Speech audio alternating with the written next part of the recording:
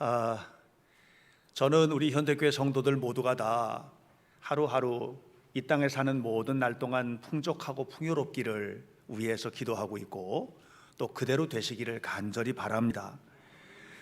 여러분들 중에서 어느 누구든 되는 대로 살고 싶은 사람은 없을 것이고 또 빈천하게 궁핍하게 살고 싶은 사람은 없을 것 아니겠습니까? 인간의 계획은 땅에서 풍족하기 위해서 노력하는 것입니다. 그래서 열심히 공부하고 또 열심히 일을 하고 이렇게 하는데 그런데 이제 문제는 이런 것 같아요. 어느 정도 풍족하면 될까? 여기에 이제 문제가 좀 생기는 거예요.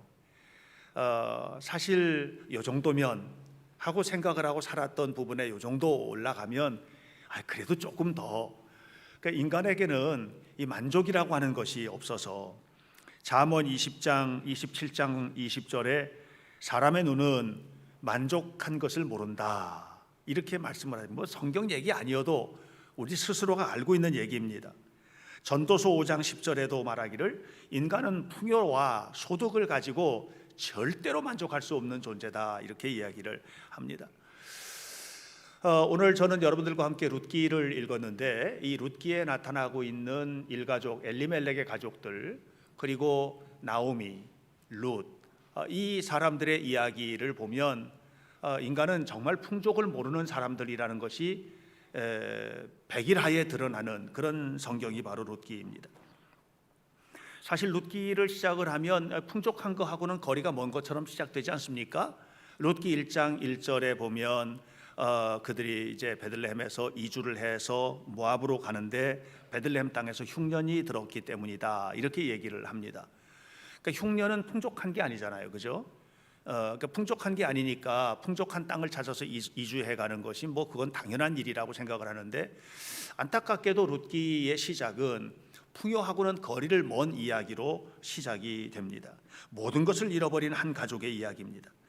모압 땅으로 베들레헴의 흉년을 피해서 이주를 해간 엘리멜렉의 가족들 가서 얼마 되지 않아서 남편인 엘리멜렉은 숨을 거두게 되고 죽게 되고 그리고 두 아들이 남았는데 이 두 아들 모압에 있는 아리따운 처녀들을 받아들여서 결혼시키고 가족을 이루었는데 10년 남짓 지나는 세월에 두 아들도 다 죽어버리고 여자들만 남은 거예요. 그리고 그 두 며느리 중에서 오르반은 자기 친정 찾아서 가고 룻 하나 남은 거거든요. 빈털터리가 된 나오미와 룻. 이렇게 빈털터리가 된 나오미와 룻으로부터 시작되는 이야기가 룻기입니다. 풍요하고는 상관이 없는 것 같으잖아요. 그래서 우리가 이 이야기를 가만히 보면 너무나도 처절하고 너무나도 고통스럽고 마음 아픈 사람들의 이야기 이렇게 그 이야기를 해석할 수 있겠지만 사실은 성경을 가만히 읽다 보면 조금 독특한 대목을 하나 우리가 만나게 됩니다. 룻기 1장 21절입니다. 룻기 1장 21절을 보면 이 엘리멜렉의 가족이 베들레헴에서 모압 땅으로 이주해 가던 그 당시의 상황을 우리에게 소개해 주고 있는데 성경은 이렇게 말합니다. 이 가족이 베들레헴에서 모압 땅으로 갈 때 풍족하게 갔다는 거예요. 풍족하게. 이 이야기는 언제적 이야기냐 하면 나오미가 모압에서 몽땅 다 털어먹고 잃어버리고 자식들 남편 다 죽고 며느리 룻하고 둘이서만 손잡고 그냥 터덜터덜 고향 땅으로 돌아왔을 때 자기가 돌아왔던 살았던 삶을 돌아보면서 고백하는 얘기거든요.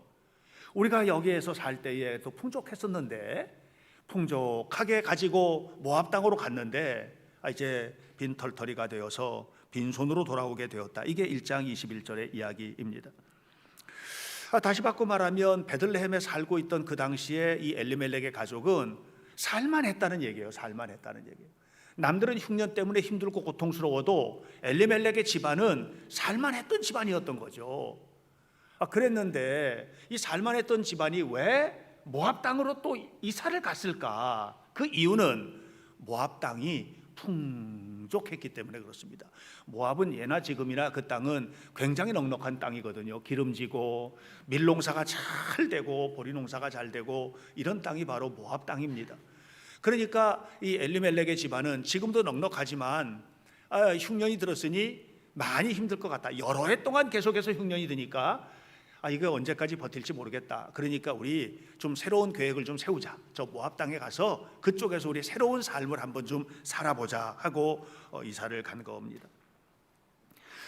그들은 넉넉했음에도 불구하고 흉년이라고 하는 당시 상황이 심리적으로 엘리멜렉의 가족을 힘들게 만들었던 겁니다. 여러분, 우리의 마음속에는 온갖 것들이 일어나게 됩니다. 여러분, 우리의 마음을 어떻게 먹느냐라고 하는 것이 삶을 결정하는 데 굉장히 중요한 요소가 되거든요. 이 사람들의 마음속에 두려움이 오기 시작한 거예요. 이거 언제까지 흉년이 들까? 앞으로 어떻게 될까? 그러면 우리 계획을 좀 세우자.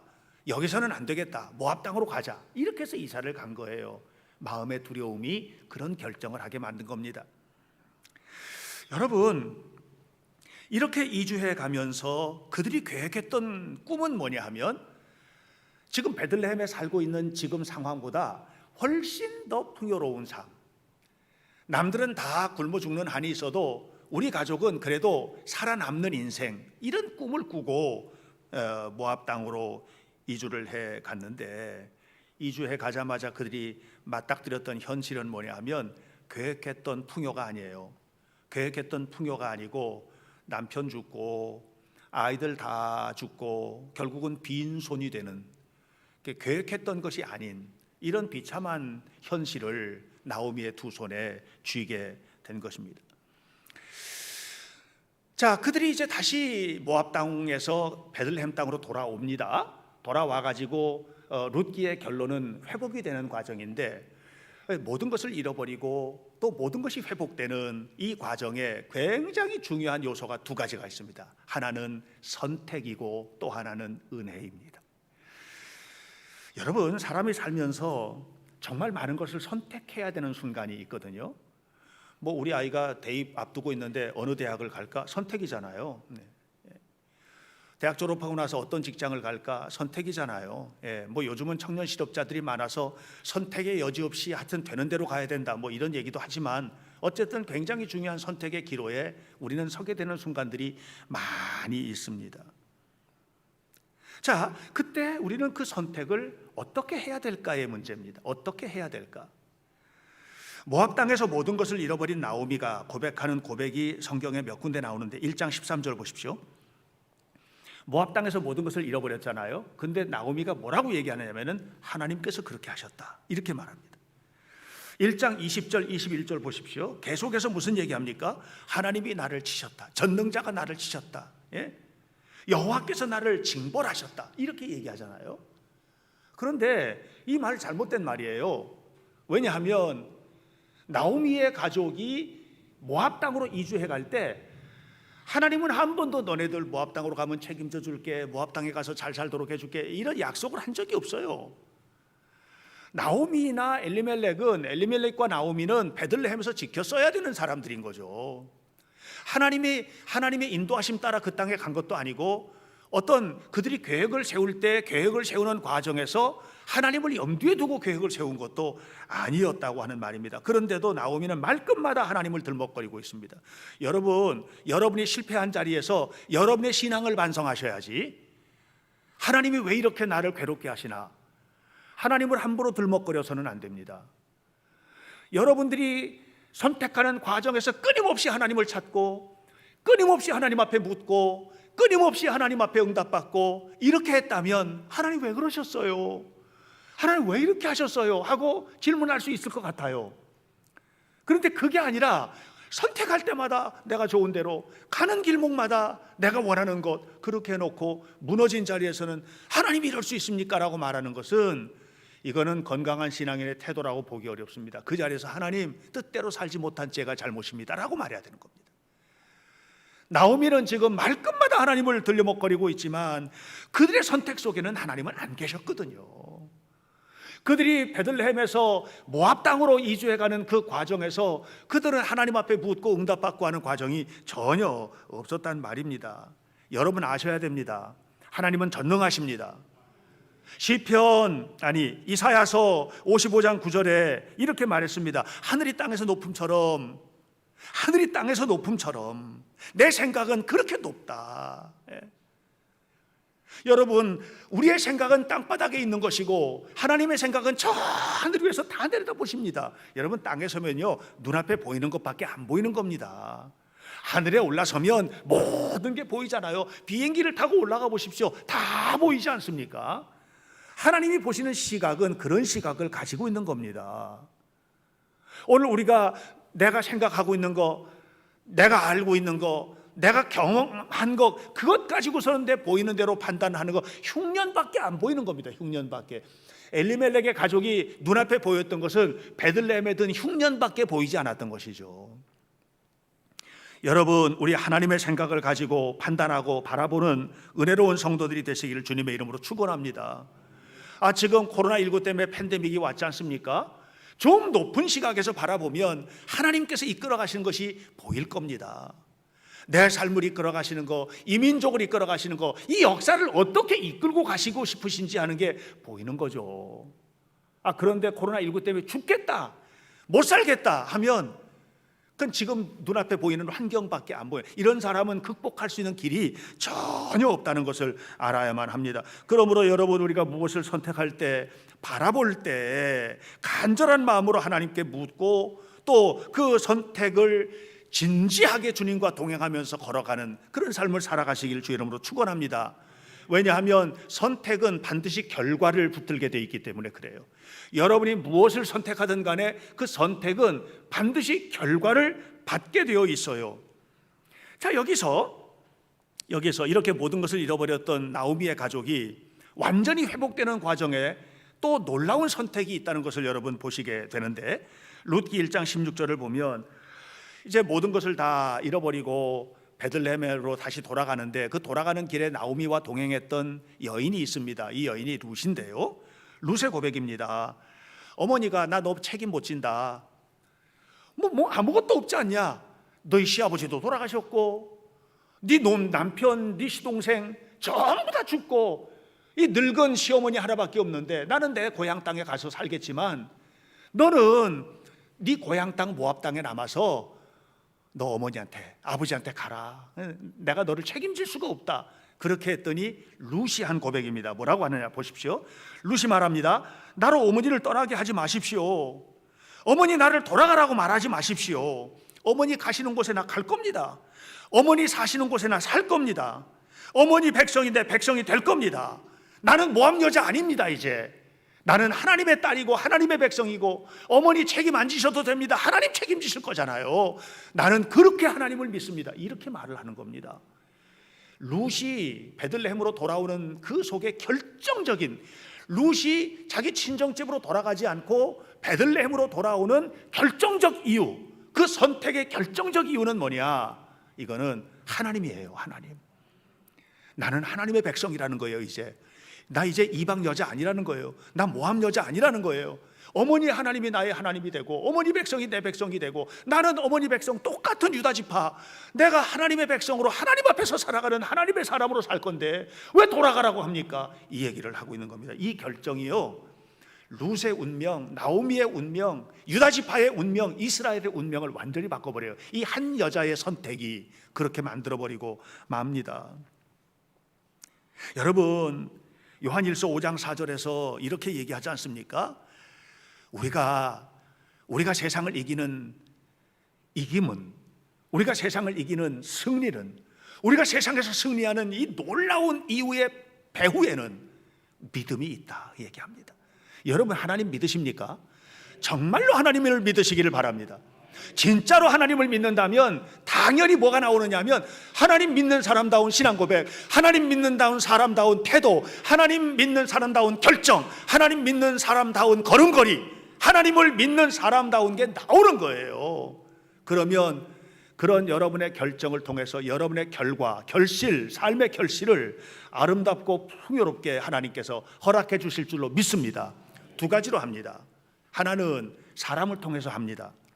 환경을 통해서 합니다. 이 사람이나 환경이나 여건을 통해서 하나님이 은혜를 베풀어 주시는데, 만나는 모든 사람이 어떤 하나님의 은혜가 내게 임하는 통로가 된다, 이 얘기예요. 나오미가 베들레헴에서 모압 땅으로 이주해 갈 때 어떤 계획 세웠을 것 같아요? 자, 우리 잘 살아보자, 열심히 살아보자, 이런 계획을 가지고 갔지 않았겠습니까? 그래서 가서 이제 열심히 살면 될 것 같아요. 남편 건강하지, 아들들 두 아들 얼마나 재산 목록 이룹니까? 지금부터 이 시대는 지금부터 약 3,000년 전인데, 그 시대는요 여자보다도 남자가 최고거든요. 그러니까 이런 남자 튼튼한 아들들이 있고, 그러니 걱정할 게 한 개도 없는 겁니다. 열심히 살기만 하면 되는 겁니다. 근데 안 된 거예요. 열심히 살면 될 줄 알았는데 안 된 거예요. 그래서 여러분, 우리가 광야를 만나는 겁니다. 인생에서 열심히 하면 될 것 같은데 안 되는 거예요. 이 길로 가면 될 것 같은데 안 되는 거예요. 그래서 슬픔을 만나는 겁니다. 그래서 괴로움을 만나는 겁니다. 여러분, 뒤를 한번 돌아보십시오. 여러분의 인생의 뒤를 한번 돌아보세요. 그런 날들이 얼마나 많았는지. 이렇게 하면 될 줄 아는데 갑자기 쓰러져, 갑자기 무너져, 갑자기 망해. 정말로 많습니다, 이런 일들이. 그러니까 무슨 얘기냐, 열심히 한다고 해서 되는 게 아니라는 거예요. 물론 실력이 중요합니다. 너무너무 중요합니다. 열심히 사는 거 정말 중요합니다. 그러나 이 열심히 사는 삶, 그리고 내가 갖추어 있는 실력과 경험이 하나님의 손에 잡히게 되시기를 주님의 이름으로 축원합니다. 하나님 도와주시는 삶을 살란 말이에요. 시편 127편 1절에 말합니다. 하나님께서 지켜주시지 않는데, 파수꾼이 아무리 성을 지키면 뭐하냐, 하나님이 세워주시지 않는데 열심히 집을 짓는 그 집이 무슨 소용이 있겠느냐. 하나님께서 하신다, 하나님께서 이끌어 가신다. 그래서 우리에게 하나님의 은혜가 필요한데, 하나님이 그 은혜를 주시는 통로가 뭐냐면 사람을 통해서 주신단 말이에요. 사람을 통해서. 믿음이 회복된 사람들에게 하나님의 은혜가 임하는 통로가 사람이란 말입니다. 2장 10절을 보니까 룻기 2장 10절에서 룻이 고백을 합니다. 누구에게 하는 얘기냐면 보아스에게 하는 얘기예요. 보아스, 나중에 룻의 남편이 됩니다. 나는 이방 여자인데 당신이 어떻게 나에게 이렇게 은혜를 주십니까? 어떻게 나를 이렇게 돌아보십니까? 나 이방 여자인데. 나는 그리고 다른 남자에게 시집 갔다가 이렇게 남편 죽고 과부가 된 과부인데, 나 같은 여자에게. 옛날에는요, 이 성서시대 당시에는 고아와 과부, 그러면 아주 불쌍한 사람의 대표명사거든요. 대명사예요. 그런데 나 같은 여자에게 당신은 왜 이렇게 은혜를 베푸십니까? 나 같은 사람에게 어떻게 당신이 이렇게 돌봐주십니까? 이 얘기를 하잖아요. 이게 뭐예요? 하나님이 하시는 걸요. 하나님이 보아스를 통해서 하시는 거예요. 지금 하나님이 보아스를 통해서 이 놀라운 역사를 이루시고 계시다고 하는 말입니다. 그래서 여러분들 아셔야 돼요. 여러분 만나는 모든 사람들이 하나님의 은혜의 통로가 될 수 있어요.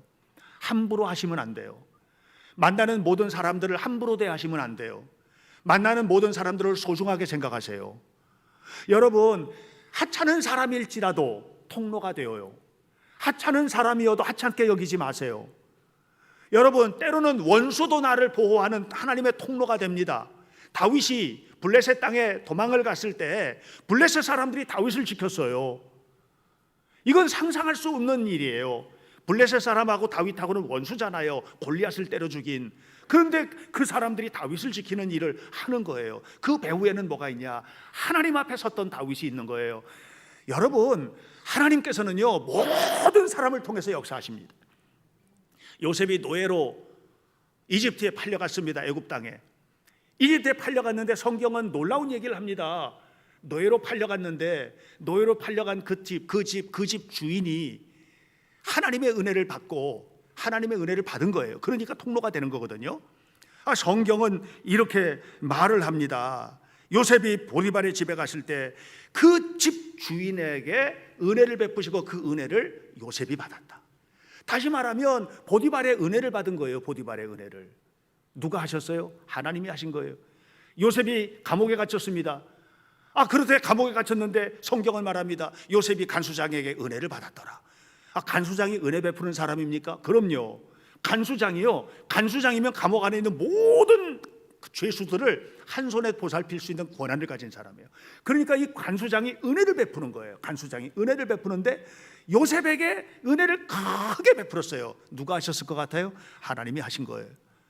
그러므로 여러분, 오늘 우리가 삶을 살아가면서 내가 만나는 모든 환경, 내가 만나는 모든 사람들이 하나님이 나에게 은혜 베푸시는 통로가 됨을 믿으시고, 옆에 계신 분들 함부로 대하지 마십시오. 여러분 만나는 모든 사람들에게 함부로 대하지 마십시오. 무엇보다도 중요한 것은 여러분이 은혜의 통로가 되시기를 축복합니다. 부부지간에 남편이 아내에게 은혜가 통로가 되셔야 돼요. 아내가 고백하기를 나는 내 남편에게 은혜를 많이 받은 사람이라고 이렇게 고백할 수 있어야 돼요. 아내가 남편에게 은혜의 통로가 되셔야 돼요. 그래서 나는 내 남편에게 은혜를 많이 받은 사람이라고, 남편이라고 이렇게 고백할 수 있어야 돼. 근데 이게 안 되는 게 이게 문제거든요. 부모가 자식에게 은혜의 통로가 되고, 자식도 마찬가지예요. 자식도 부모가 바라볼 때 저렇게 소중한 아이를 낳고 내가 너무 행복하다, 은혜의 통로가 돼야 되는 거예요. 직장에 가서 그리스도인으로서 은혜의 통로 노릇을 하시기를 축복합니다. 직장에 가가지고 직장 사람들 이렇게 있는데 험한 일 여러분 하세요. 힘든 일 여러분 하세요. 그래서 우리 사무실 안에는 아무 게 없으면 정말 힘들 거야. 이런 통로 노릇을 하셔야죠. 다시 말하면 나는 하나님의 은혜가 임하여 나가는 통로가 되고, 또 내가 살아가는 동안에 아주 위기의 순간에, 힘든 순간에 누군가를 통해서 하나님의 은혜를 허락받는 이런 삶을 살아가는 거, 이것이 오늘 우리들에게는 너무너무 소중하다는 것을 여러분 기억하시기를 주님의 이름으로 축원합니다. 그런데 이 모든 것의 배후에는 누가 계세요? 살아계신 하나님이 계신 거예요. 살아계신 하나님, 하나님께서 일하시는 거거든요. 대학을 보면 유교 경전이죠. 사서삼경에 대학이 있어요. 이 대학의 8조목에 보면 여러분들 다 아실 만한 그런 경귀가 있습니다. 경물치지 성의 정심, 수신제가 치국 평천하라 라고 하는 말이 있습니다. 이 경물치지 성의 정심을 한 사람이 수신제가 치국 평천하를 할 수 있다, 이 얘기예요. 무슨 얘기냐면, 경물치지, 세상의 모든 이치를 알고, 그걸 알고 지식을 굳게 세우고 이렇게 하고, 성의 정심, 뜻을 바로 세우고 마음을 바르게 갖고 이렇게 한 사람이 자기를 다스리는 사람이라는 거예요. 이런 사람이 가정도 행복하게 하고, 나라도 행복하게 하고, 세상도 평화롭게 할 수 있다. 수신제가 치국 평천하라, 이렇게 얘기를 하는 거거든요. 정말 그럴 것 같습니까? 여러분 마음 바르게 하고 모든 것을 알고 다 바르게 해서 온전하게 하면 여러분 모든 사람에게 평화롭게 그렇게 살아요? 절대로 아닌 것 같아요. 알 만큼 알고 배울 만큼 배우고, 저 정도면 도도 닦을 만큼 닦은 사람인데, 사람을 갈기갈기 찢어놓고 아는 것 가지고 사람을 무너뜨리고 세상을 평화롭게 하기는 절대로 그렇게 살지 못하는 게 인간이에요. 제가 생각할 때는 이 말은 너무나 지당한 얘기인데 아닌 것 같아요.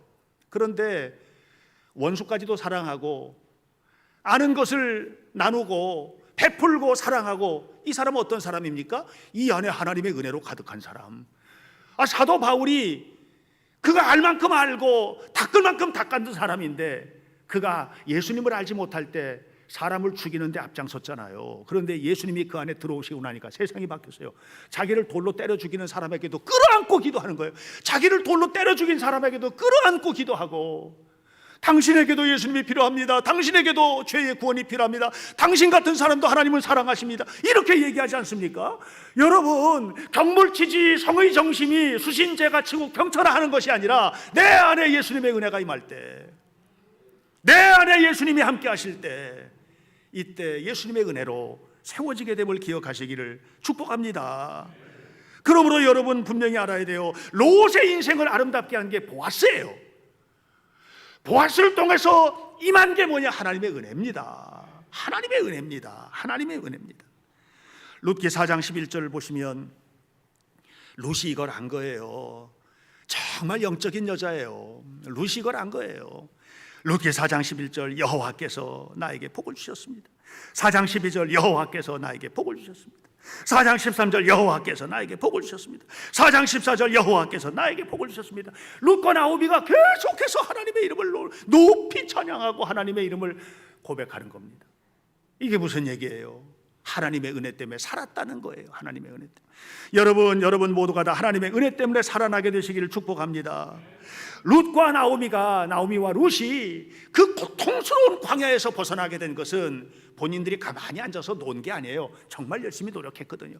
최선을 다해서 먹을 게 없으니까 이 아침 일찍 일어나서 밭에 나가가지고 미리싹 줍고 보리싹 줍고 이렇게 하는 일도 열심히 했던 거예요. 열심히 했어요. 그러나 진짜 열심히 있었던 분은 누구냐면 하나님입니다. 하나님이 보아스의 마음을 흔들고, 하나님이 나오미의 만듦을 흔들고, 하나님께서 룻의 마음을 흔들고, 이렇게 해가지고 이 룻과 보아스가 하나가 되게 하고, 그 속에 하나님의 놀라운 역사가 시작되도록 했던 분 하나님이십니다. 사랑하는 여러분 배후에 하나님이 계신다는 것을 믿는 한 여러분 낙심해서는 안 됩니다. 성경의 하나님은 어떤 하나님입니까? 힘없고 약한 자를 배려하시는 하나님, 사회적 약자들을 끌어안으시는 하나님, 고아와 과부에게 은혜를 베푸시는 하나님, 이게 우리 하나님 아닙니까? 여러분, 역사상 어떤 종교의 신이 이런 신이 있었습니까? 이런 신은 없습니다. 부처님 정말 소중한 분이죠. 도덕적으로 그분이 이렇게 살아서 부처되라 이렇게 했지. 여러분, 우리의 인생의 현장에 뛰어들어서 함께 울고 함께 웃고 함께 배고프고 함께 괴로워하고 그러다가 십자가에 못 박혀 죽은 예수님같이 사셨냔 말이에요. 아니죠. 공자님 소중한 분이죠. 그러나 예수님같이 살지 않았어요. 우리가 믿는 하나님은 어떤 하나님이에요? 역사적으로 우리가 믿는 하나님, 성경의 하나님, 구약 성경의 하나님, 그 하나님은 약한 자, 아픈 자, 괴로운 자, 고통스러운 자의 삶에 오셔서 붙잡아 주시고 이끌어 주시는 하나님이심을 기억하시기를 바랍니다. 출애굽기에서도 그래서 모세가 하나님의 은혜를 받는 자리에 서 있을 때, 하나님의 은혜를 불꽃 가운데 받을 때, 불붙는 떨기나무 가운데 받을 때 하나님 말씀하셨잖아요. 내 백성 이스라엘을 너 구해내라. 네가 좀 해라. 네가 은혜의 통로가 좀 되어라. 네가 해라. 그러면서 뭐라고 해요?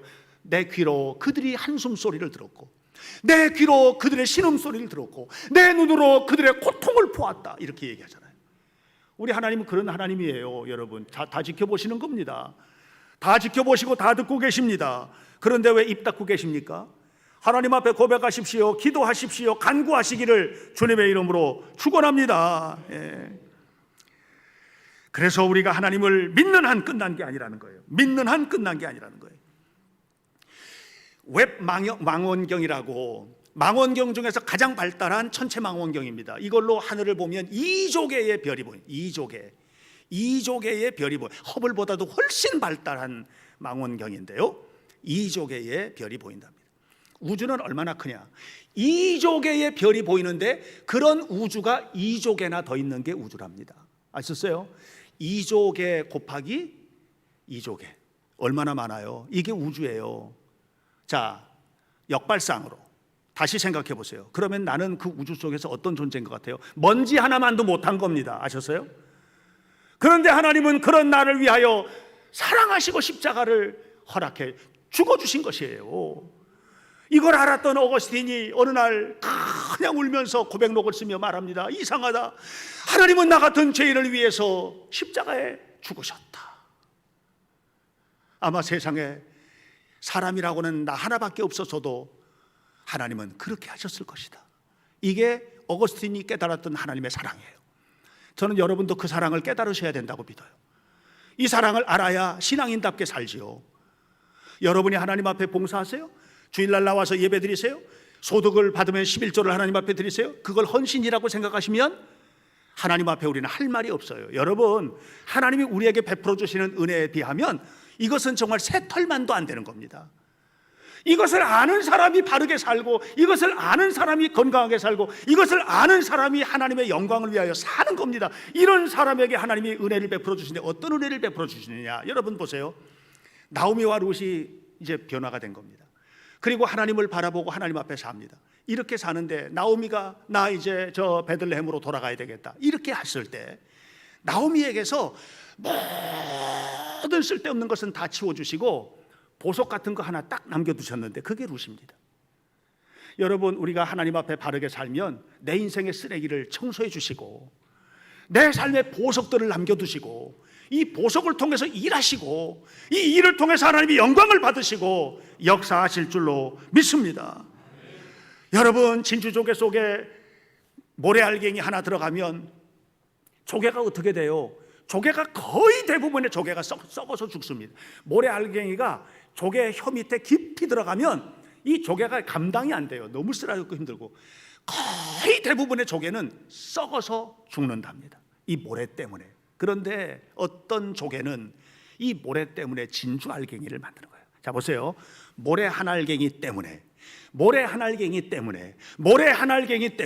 어떤 조개들은 다 썩어 죽고, 모래 한 알갱이 때문에 어떤 조개는 진주를 만들고. 여러분, 누가 되시겠어요?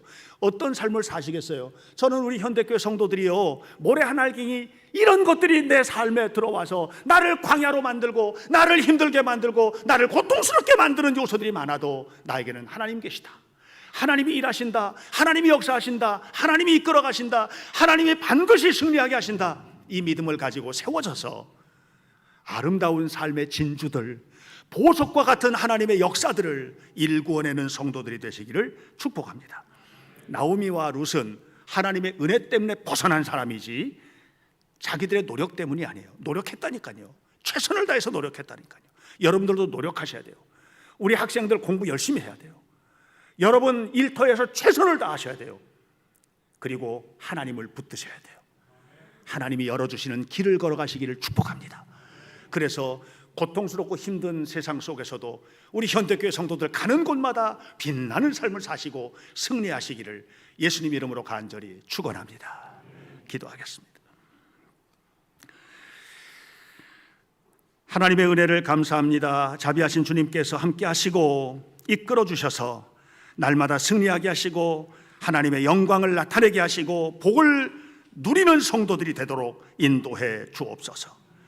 어렵고 힘든 여건 속에 있을지라도 주님을 바라보고 주님의 은혜가 어떤 통로를 통해서 내게 임하게 될지 우리는 알 수 없고, 어느 시간에 임하게 될지 우리는 다 알 수 없지만, 그럼에도 불구하고 하나님의 은혜는 반드시 임한다, 반드시 온다, 내 삶은 역전된다, 믿음을 가지고 하나님 앞에 서서 하나님께 나아가는 은혜로운 성도들 되게 하시고, 이를 통하여 빛나는 보석과 같은 성도들, 아름답고 풍요로운 인생을 살아가도록 역사하여 주옵소서. 예수님의 이름으로 기도하옵나이다. 아멘.